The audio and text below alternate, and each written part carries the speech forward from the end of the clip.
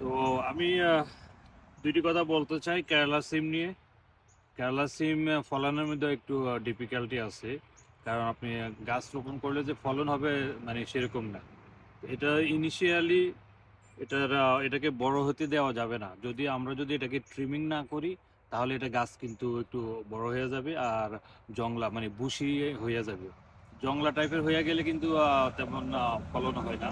যে গাছটা যত ছোট যত খাটো তাতে কিন্তু ফলনটা তত বেশি।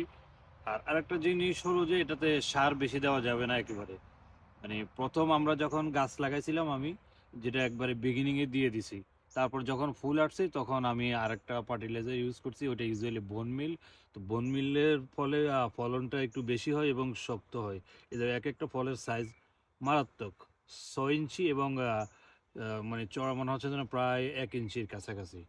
তো এটা মারাত্মক সুন্দর। ফলনের জন্য আপনাদেরকে বেশি সার দেওয়া যাবে না এবং গাছগুলোকে নিয়মিত ট্রিমিং করা লাগবে।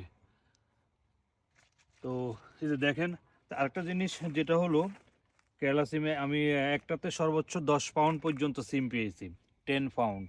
আর আরেকটা মানে অ্যাভারেজ দেখা গেলো 4 পাউন্ড ইজিলি পাওয়া যায়। বাট আমি যেটা বুঝতেছি এটাকে আরও প্রোডাকশান এটা আরও বাড়ানো যাবে, 10 পাউন্ডকে 15 পাউন্ড বানানো যাবে।